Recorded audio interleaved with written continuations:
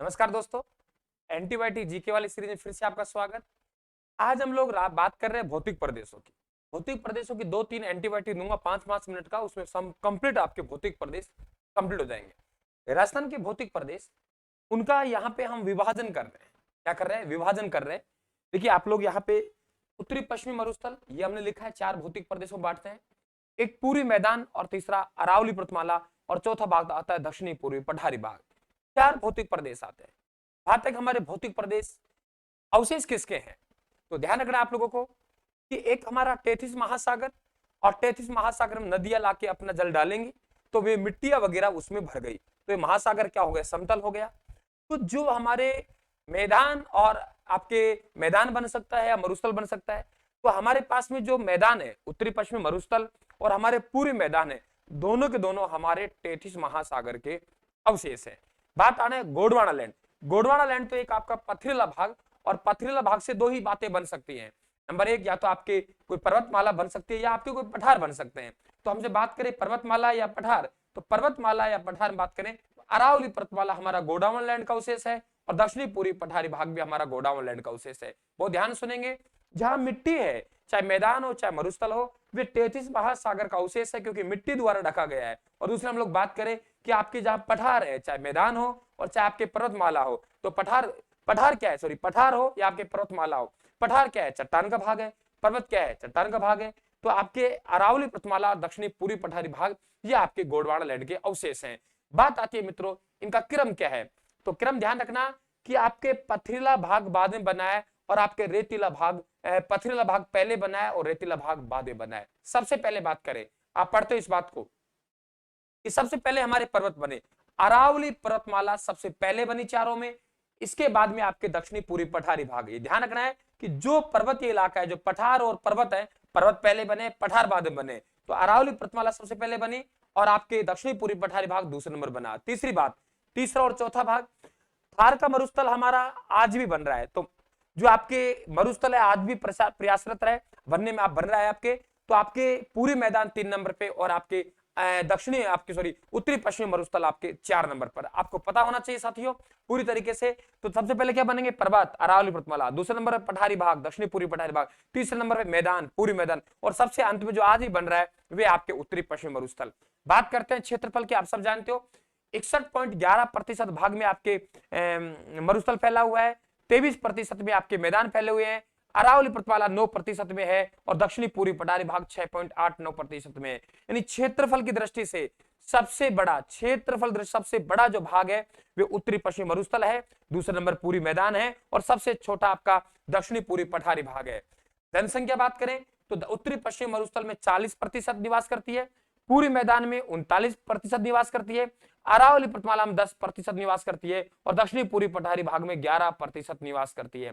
यानी क्षेत्रफल में भी सबसे बड़ा उत्तरी पश्चिमी मरुस्थल, और जनसंख्या में सबसे बड़ा आपका 40% उत्तरी पश्चिमी मरुस्थल। लेकिन जनसंख्या घनत्व आपके पूरी मैदान में मिलता है, क्योंकि मात्र 23% भाग में आपके 39% जनसंख्या निवास करती है।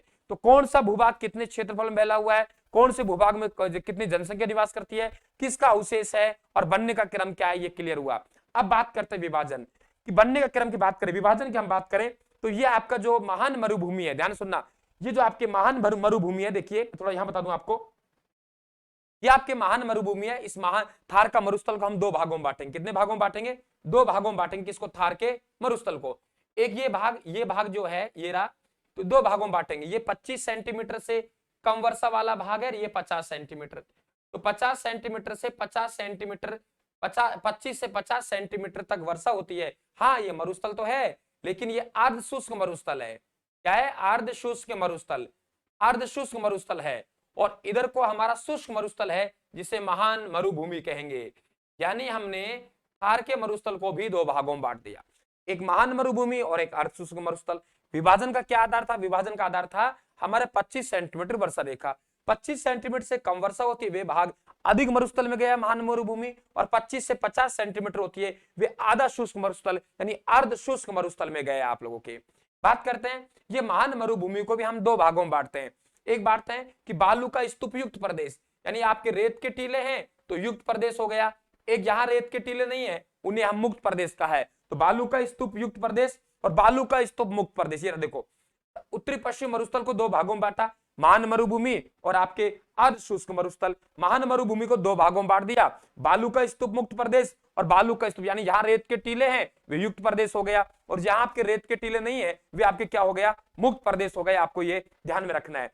अर्ध शुष्क मरुस्थल को हम चार भागों में बांटेंगे। कितने भागों में बांटेंगे, चार भागों में। जैसे यहाँ है तो यहाँ हमारे पास इधर देखेंगे तो यहाँ हमारे घग्गर नदी बहती है, घग्गर का मैदान हो गया, ये हमारा शेखावाटी हो गया, ये नागौरी उच्च प्रदेश हो गया, ये हमारा लूनी बेसिन हो गया। तो घग्गर का मैदान, शेखावाटी, आपके नागौरी उच्च भूमि और आपके लूनी बेसिन, कितने भागों में बांट दिया, चार भागों में। देखिए आपके अर्ध शुष्क मरुस्थल को घग्गर का मैदान, नागौरी उच्च भूमि, शेखावाटी प्रदेश और लूनी का मैदान। अब बात आती है हमारे अरावली, आपके पूरी मैदान, पूरी मैदान को भी हम चार भागों में बांट रहे हैं। जैसे यहाँ एक नदी बहती है, यहाँ इस तरीके से, ये हमारी बनास नदी है, एक बाण गंगा है, एक यहाँ चंबल है और एक यहाँ माही है। तो आपके चार नदियों के आधार पर ही चार नाम रख दिए आपके। सबसे पहले आपके बनास बेसिन, यहाँ ये बनास नदी बहती है, उसके इलाके में जो मैदानी भाग आएंगे वे बनास बेसिन हो गया। यहाँ बाणगंगा बहती है तो बाणगंगा नदी के बहवाव क्षेत्र में आएंगे वे आपके बाणगंगा बेसिन हो गया। यहाँ चंबल, चंबल के इलाके में जो मैदानी भाग आएगा वे आपका चंबल बेसिन हो गया। आपकी ये माही नदी है, माही नदी के भाग में मैदानी भाग आएगा, ये आपका माही बेसिन है। तो कितने भागों में बांट दिया, चार भागों में बांट दिया। गौर कर सकते हो, देखो ये चार भाग हो गए। अब बात करते हैं अरावली। अरावली कितने भागों में बांटा है, तीन भागों में। कैसे बांटा, देखिए ये हमारे अरावली है, तो ये अरावली हमारी दक्षिणी अरावली हो गई, ये अरावली हमारी मध्यवर्ती अरावली हो गई, ये उत्तरी पूर्वी अरावली हो गई। तो तीन अरावली हो गई हमारे, नीचे दक्षिणी अरावली, बीच में मध्यवर्ती अरावली और उत्तरी पूर्वी अरावली। कितने भागों में बांट दिया, तीन भागों में। देख सकते हो ये आपके तीन भाग है। गोंडवाना लैंड का अवशेष है, सबसे पहले बना है दक्षिणी अरावली, मध्यवर्ती अरावली, उत्तरी पूर्वी अरावली, गोंडवाना। अब हम बात कर दक्षिणी पूरी पठारी भाग को भी दो भागों में बांटते हैं।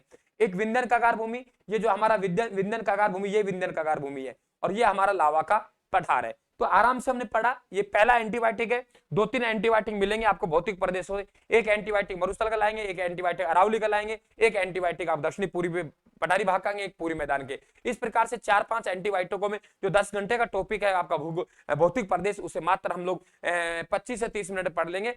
यूट्यूब चैनल को सब्सक्राइब कर लेना, पीडीएफ प्राप्त करने के लिए हमारा टेलीग्राम को ज्वाइन कर लेना। बाकी थैंक यू, धन्यवाद, राम राम साहब।